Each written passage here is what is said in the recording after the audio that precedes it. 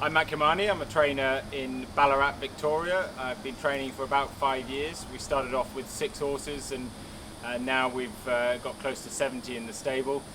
My grandfather was a trainer in Italy and actually champion trainer for 11 years, and my father moved to the UK and was a top trainer there and trained group winners in 13 different countries. I've moved also to Australia and I hope to emulate both of their successes and try and be champion trainer and try and win races in all sorts of different states and countries.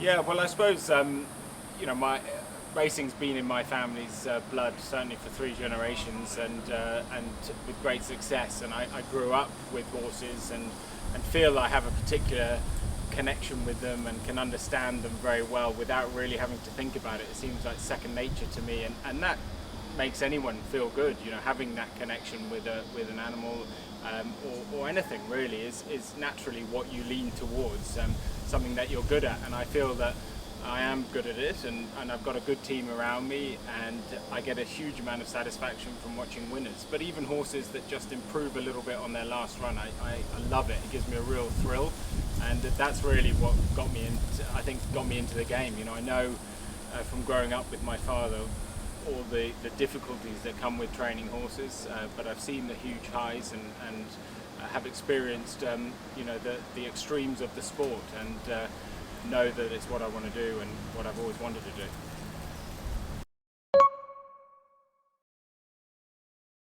Well, it's a difficult one. We've only been going 5 years, so it seems to me that any horse that wins is the best horse at that time. But I've got some very exciting horses in the stable. I mean, one of the greats for me early on was a horse called Grey Lion, who ran in the Melbourne Cup for us in our second year of full year of training. That was a tremendous thrill, to be given that opportunity with a top class horse like that.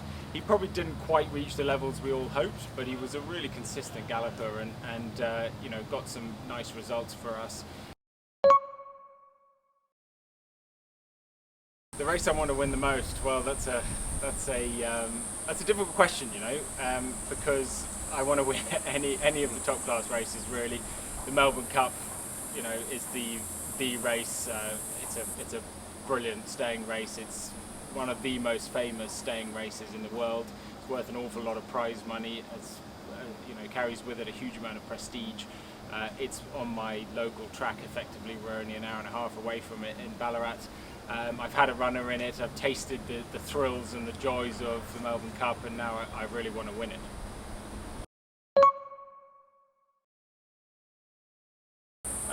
Probably had to be a horse that my father trained called Falgrab, who was an absolute machine. And he amongst other races, he won the Japan Cup, which is a tremendous race to win.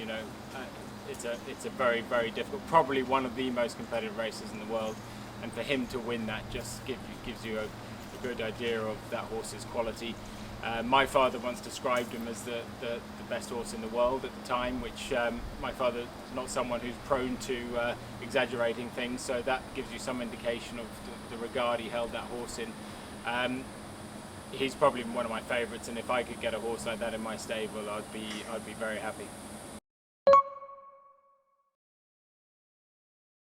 Yeah, I think the best thing about Australian racing, undeniably, is the prize money. I mean, it's absolutely fantastic. There's very few countries in the world that can compete with Australia, and it's really one of the main reasons I came down here. But not only that, I think that's almost a symptom of just the progressive nature of the racing industry here, the fact that it is really developing. It feels like a young racing nation, even though it does actually have a long history behind it. But it feels like it's just really now becoming a real global powerhouse in this sport, and I feel like I've sort of got in almost at the ground floor, maybe level 1, and I'm really excited, and I honestly can't see what's going to hold this country back. It has a population that love the sport, and it's a sport that's ingrained in them. What other country has a national holiday for a horse race?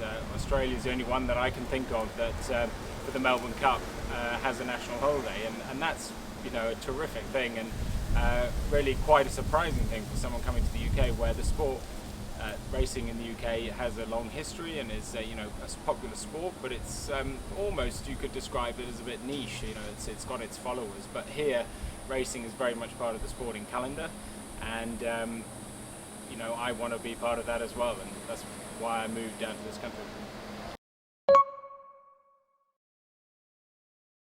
Well, I've been keeping a very close eye on Japan because I just know that I think they've got the best horses in the world. You know, over my lifetime, basically, they've been buying the best brood mares around the world. They've also been buying good stallion prospects. You could argue maybe got a bit lucky with a couple of them, but you know, a couple of those stallions have been world class, and the combination of world class stallions with world class mares, I think they're unbeatable. We've seen some of the Japanese horses come over to Australia and contest some of our bigger races, but I get the feeling those are the B graders. I think the A graders, if they come, I think everyone's going to be in a lot of trouble. So I hope that they stay in Japan and give us all a chance, because I think the commitment the Japanese have shown to racing, and the dedication and the way they've approached the sport, and the way that they've you know, tackled some of the biggest challenges of the sport when it comes to breeding and racing, really sets a bit of a model for the rest of us. And I think if they ever launch a worldwide challenge on some of the big group ones, I think everyone's going to have to really worry about it.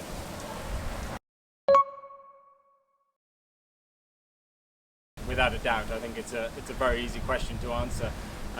As I said it previously, you know, the Japanese have been spending an awful lot of money buying some of the best bloodstock in the world, crossing them with their stallions, and have been producing very good horses. And that doesn't just mean it's the top level. You know, I think that filters down throughout the whole system. I think every horse at every level it has that sort of that tough, consistent ability that I think is vital in a racehorse, and they seem sound. And I think the more Japanese bred horses we can get over here, the better chance we've got.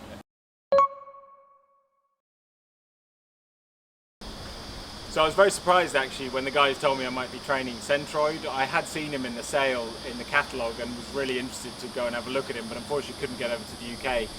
So when I got the call that I'd be training him, I was absolutely delighted. You know, very, very excited. Obviously from an incredible Juddmonte family, and really I thought it was one of the best value purchases of the year, and he's shown a lot of promise in his 2 races since. I think he's the sort of horse that could come to Australia and really explode on the tracks here. I think Australia could really suit him, and I'm very excited about being given the opportunity to train him. I'm really excited about being a trainer for the Rising Sun Syndicate. I think it's a really exciting, innovative new syndication company. Not only have they shown extreme skill and intelligence, I think, and strategic nous in finding Centroid that will be coming down to Australia, but also I think that link up between Japan and Australia is really, really exciting, and hopefully from my point of view gives me an opportunity not only to train Centroid, but also to be involved with Japanese clients, but also Japanese pedigrees and Japanese horses, because they are very, very promising, and I'm really looking forward to it.